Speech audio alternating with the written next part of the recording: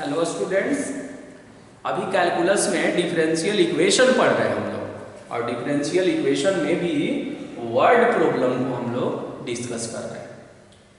उसके रिगार्डिंग एक क्वेश्चन हमने सेलेक्ट किया है जो बहुत ही इम्पोर्टेंट है। तो इस क्वेश्चन को पहले हम लोग इसके लैंग्वेज की पहले अंडरस्टैंडिंग डेवलप करते हैं, तब इस क्वेश्चन को हम लोग सॉल्व करेंगे। लिखा हुआ है कि in a bank principal increases continuously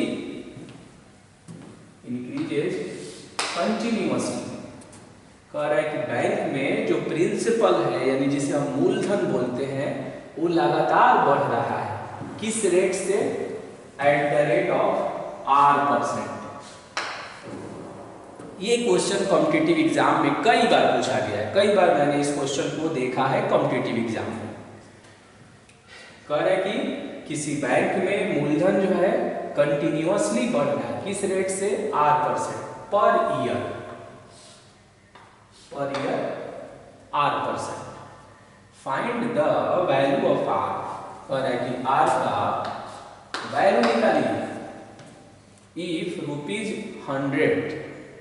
कह रहा है कि यदि 100 रुपए जो है डबल इटसेल्फ इन 10 ईयर्स। कह रहा है कि 100 रुपए जो है 10 साल में 2 गुना हो जाता है। तो आप बताइए कि बैंक जो है किस रेट से इंटरेस्ट दे रहा है, रेट ऑफ इंटरेस्ट क्या है जिसे हम R कह रहे हैं। log 2 का वैल्यू दिया हुआ है यहाँ पर, log 2 का वैल्यू दिया है 0.6931। लेकिन ध्यान रखेंगे log 2 का वैल्यू एक्सपोनेंशियल बेस पर दिया हुआ है।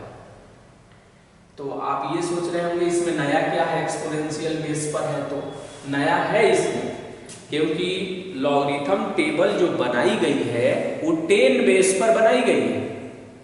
यानी लॉग टेबल जो आप देखते हैं ना, उसे हमेशा याद रखना चाहिए कि लॉगरिथम टेबल 10 बेस पर बनाई गई है, जिसे हम कॉमन लॉगरिथम कहते हैं। लेकिन ये जो वैल्यू दिया हुआ है ये एक्सपोनेंशियल बेस पर दिया है, जिसे हम नेचुरल लॉगरिथम कहते हैं। तो अगर हमें कॉमन मालूम है तो हम नेचुरल कैलकुलेट कर सकते हैं, खुद से भी कर सकते हैं कि log 2 का वैल्यू 0.6931 कैसे होगा जब बेस स्मॉल ही होगा। इसके लिए आपको लॉगरिथम का वीडियो देखेंगे, वहां काफी इसका डिस्कशन हुआ है। ओके, फिलहाल है कि बैंक में प्रिंसिपल इंक्रीज कर रहा है कंटिन्यूअसली, लगातार 5% के दर से R% के रेट से इंक्रीज कर रहा है। और कह रहा है कि तो बताइए रेट ऑफ इंटरेस्ट कितना है। अगर 100 रुपए 10 साल में 2 गुना हो जाता है, क्या हो जाता है? डबल हो जाता है। ओके, तो देखते हैं इसमें क्या कह रहा है। इसमें कह रहा है कि प्रिंसिपल, तो प्रिंसिपल मतलब होता है मूलधन। तो मूलधन जो है लगातार बढ़ रहा है, तो हम क्या करते हैं ना कि एज्यूम कर लेते हैं कि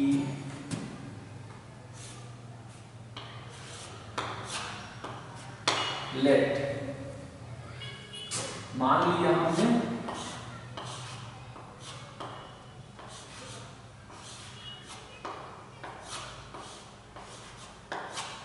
प्रिंसिपल को हमने P मान लिया कि मूलधन जो है P है किस टाइम पर, तो हमने मेंशन कर दिया एट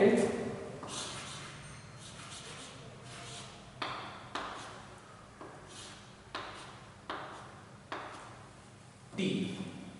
क्योंकि मूलधन जो है लगातार बढ़ रहा है तो किस टाइम क्या है ये नहीं मालूम है, तो हमने ऐसा एक कंसेप्शन बनाया कि T टाइम पर, T कुछ भी हो सकता है, T टाइम पर उसका प्रिंसिपल P था। T टाइम पर मूलधन कितना था? P था, ऐसा हमने मान लिया। अब कह रहा है कि प्रिंसिपल का इंक्रीज करने का जो रेट है, तो प्रिंसिपल का जो इंक्रीज करने का रेट है उसे हम लिखते हैं dp अपॉन dt। अब आप ये सोच रहे होंगे ये कहां से आ गया dp अपॉन dt। तो ये जो लैंग्वेज लिखा हुआ है ना कि in a bank principal, principal का मतलब होता है मूलधन, इंक्रीजेज कंटिन्यूअसली, मतलब कि लगातार बढ़ रहा है। तो बढ़ने का जो दर होता है ना, तो प्रिंसिपल टाइम के रेस्पेक्ट में बढ़ रहा है, इसीलिए इसे हम लिखते हैं dp अपॉन dt। इसे शॉर्ट में हम बोल सकते हैं कि मूलधन के बढ़ने की दर है, the rate of increment of principal है, प्रिंसिपल के बढ़ने का दर जो है। और किस रेट से बढ़ रहा है? Per annum r%। तो r% किसका? प्रिंसिपल का ही होता है। तो r% ऑफ p, ये लाइन बहुत महत्वपूर्ण है। जब भी आप पढ़ते होंगे, पहले भी आप सिंपल इंटरेस्ट पढ़ते होंगे, तो वहां पर जो रेट ऑफ इंटरेस्ट होगा, तो रेट ऑफ इंटरेस्ट जो है प्रिंसिपल का निकाला जाता है हमेशा। तो इसीलिए हमने लिखा है r% ऑफ p, यानी प्रिंसिपल का इंक्रीज करने का, प्रिंसिपल के इंक्रीज होने का जो रेट है वो r% है। किसका? तो आप बोलेंगे प्रिंसिपल का, मीन्स की मूलधन का। ये लैंग्वेज यहां से यहां तक जो लिखा हुआ है उसका सेंस वही है कि प्रिंसिपल इंक्रीज कर रहा है। प्रिंसिपल जब भी बढ़ेगा तो टाइम के रेस्पेक्ट में बढ़ेगा, जैसे जैसे टाइम चेंज होगा वैसे वैसे वो प्रिंसिपल भी चेंज होगा। जैसे 100 रुपए है तो 10 सालों में ना 2 गुना हुआ है, सोचिए तो 3 साल में क्या हुआ होगा? कुछ ना कुछ उसमें चेंज हुआ होगा, कुछ ना कुछ परिवर्तन हुआ होगा। तो प्रिंसिपल 120 रुपए बना, उस टाइम कुछ टाइम हो रहा होगा, वही बात यहां लिखते हैं कि प्रिंसिपल को P नोटिस किया गया, प्रिंसिपल को P नोटिस किया गया। कब? जब टाइम T था तब। ओके, अब हम क्या करेंगे कि ये जो लिखा हुआ है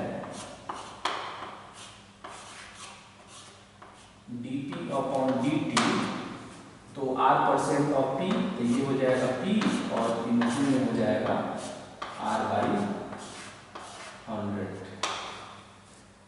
अब p को क्या करेंगे कि एक साइड में कर देंगे, तो ये हो जाएगा dp upon p is equal to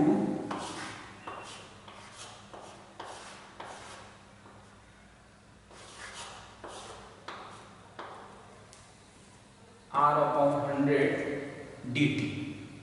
okay, अब ये वेरिएबल सेपरेट हो चुका है। r जो होता है वो कांस्टेंट होता है, o कांस्टेंट होता है हमेशा।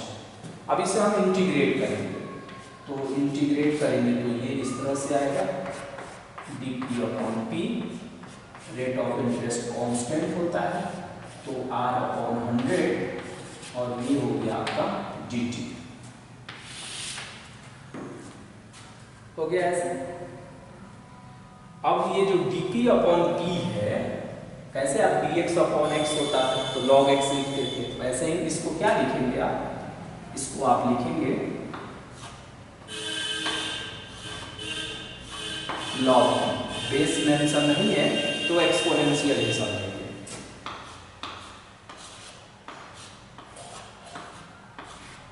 r/100 कांस्टेंट है और dt का t होगा और प्लस में c होगा, dt का t हो जाएगा। ये मेरा इनिशियल फेज है। अभी जब हम ये फॉर्मूला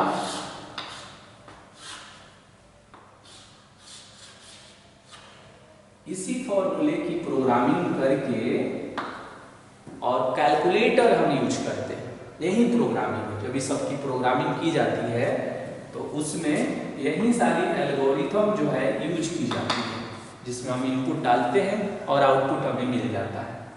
ये सब चीजें इसी पर बेस्ड है।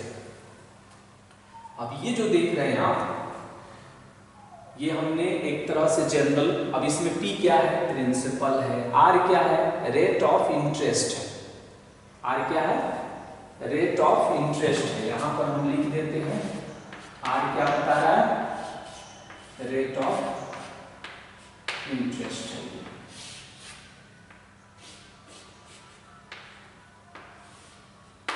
Rate of interest. अब इसमें नेक्स्ट इंफॉर्मेशन को पढ़ेंगे। कह रहा है कि R की वैल्यू फाइंड करिए जब 100 रुपए 10 सालों में 2 गुना हो जाता है। तो 2 केस इसमें हम क्रिएट करेंगे। एक को हम लिखेंगे केस फर्स्ट। केस फर्स्ट में प्रिंसिपल कितना है, प्रिंसिपल है ₹100। कब, शुरू में प्रिंसिपल कितना है 100। तो शुरू में जो लैंग्वेज बोल रहे हैं इसका मतलब कि उस टाइम टाइम क्या होगा, 0 होगा।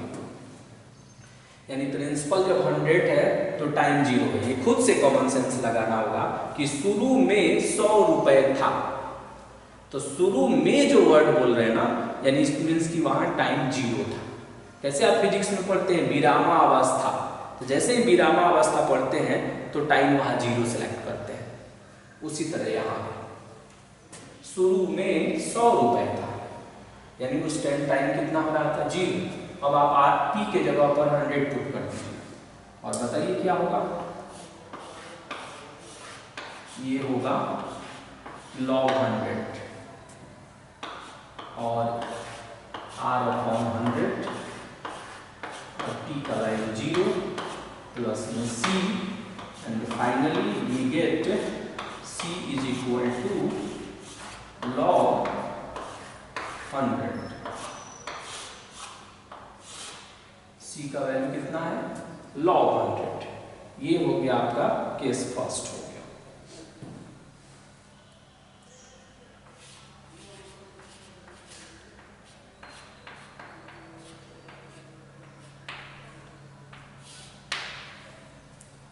केस सेकंड हो गया। केस सेकंड में कह रहा है कि प्रिंसिपल डबल हो गया। डबल हो गया मीन्स क्या, प्रिंसिपल कितना हो गया, 200 हो गया। कितने सालों में, 10 ईयर्स में, 10 सालों में। 10 सालों में प्रिंसिपल कितना हो गया, डबल हो गया, मतलब कि 200 रुपया हो गया।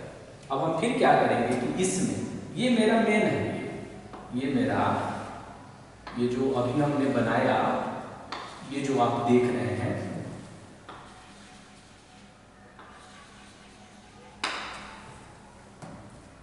यही मेन इंपॉर्टेंट पार्ट है इसका। उसी में ये किया, फिर इसमें, उसी में फिर इसको भी पुट करेंगे। तो पुट करेंगे तो क्या सिचुएशन आएगा, सोचिए। ये होगा log 200 और R/100, T का वैल्यू है 10 और प्लस में कितना है C। एक जीरो कैंसिल कर देंगे यहां से। अब हम यहां से R की वैल्यू निकालते हैं। तो ये हो गया R/10 और ये हो गया log 200 और माइनस में C। अब C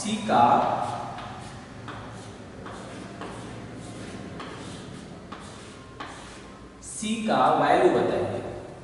तो C का वैल्यू है log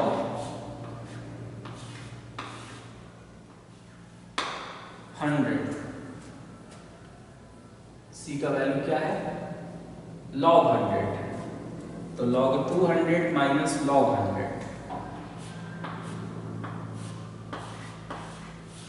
तो log हो गया 200 और अपॉन 100, क्योंकि ये माइनस में है तो अपॉन में हो जाएगा, तो ये 20 हम कैंसिल कर दिए। अब यहाँ से अगर हम r की वैल्यू निकालें तो ये बनेगा 10 log 2, डिवाइड में उधर लाकर हमने मल्टीप्लीकेशन भी कर दिया, इससे कितना हो गया 10 log 2। अब यहाँ हो गया आपका 10 और log 2 का वैल्यू देखिए 0.6931। ओके, तो जब हम इसमें मल्टीप्लाई करेंगे तो ये हो जाएगा 6.931 इतना परसेंट हो जाएगा। और यही मेरा फाइनल आंसर होगा, यानी रेट ऑफ इंटरेस्ट कितना है 6.93। और अभी प्रेजेंट में 2020 में जो बैंकों की स्थिति है, यानी बैंक जो आप पैसे उसमें डिपॉजिट करते हैं तो जो रेट ऑफ इंटरेस्ट देती है वो अप्रॉक्स में यही सिचुएशन है, थोड़ा बहुत इधर उधर है इसीलिए अभी सुनते होंगे कि पैसे जो है 10 सालों में, 9 सालों में, 8 सालों में डबल होता है। वहीं पहले सुनते होंगे कि पैसे जो है 5 सालों में डबल हो जाता था। तो 5 साल में डबल हो जाता था ना, तो उस टाइम ये रेट ऑफ इंटरेस्ट दूसरा था।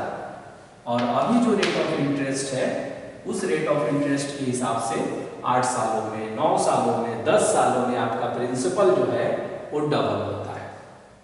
और इसी एल्गोरिथम पर उससे कैलकुलेटर को बनाई जाती है, जिसमें आप ये सारा इनपुट को डालते हैं तो वो सारे इनपुट से आपको रेट ऑफ इंटरेस्ट मालूम चल जाता है। ओके, तो ये क्वेश्चन बहुत ही इंपॉर्टेंट है। और इसको अब ये डबल बोला है, ये चेंज भी कर सकता है, वो टाइम भी चेंज कर सकता है। तो जैसे उसको चेंज करेगा, बस इस बात पर हम ध्यान रखेंगे कि शुरू में 100 रुपए था, तो शुरू में 100 रुपए था, इस बात के कहने का सेंस ये होता है कि प्रिंसिपल 100 रुपीज था। कब? जब टाइम 0 था तब। यही इस क्वेश्चन का थीम। और शुरू में जो मैंने बोला कि प्रिंसिपल के बढ़ने की जो दर है, तो प्रिंसिपल के बढ़ने की दर टाइम के रिस्पेक्ट में होता है, इसीलिए हम उसे लिखते हैं dp अपॉन dt। कहेंगे कि what is the meaning of dp upon dt? तो आप बोलेंगे कि प्रिंसिपल के बढ़ने की दर है रेट, और रेट यहाँ टाइम के रिस्पेक्ट में होता है, इसलिए हमने t लिखा। r% ऑफ p कैसे लिखा? तो जो रेट ऑफ इंटरेस्ट होता है वो मूलधन का 10%, मूलधन का 5% ऐसे होता है, इसको हम लिखते हैं r% ऑफ p, यानी p का r%। और फिर हमने इसमें वेरिएबल सेपरेबल यूज कर लिया, 2 सिचुएशन करके हमने यहां से r की वैल्यू कैलकुलेट कर लिया। अब इसलिए ये था ना, इसमें 2 इक्वेशन क्यों बन रहा है? तो देखिए इसमें 2 अननोन क्वांटिटी है, एक r है और एक c है। तो 2 अननोन क्वांटिटी को इवैल्यूएट करने के लिए 2 इक्वेशन चाहिए, इसीलिए यहाँ पर 2 इक्वेशन क्रिएट हुआ है, 2 केस क्रिएट हुआ है। ओके।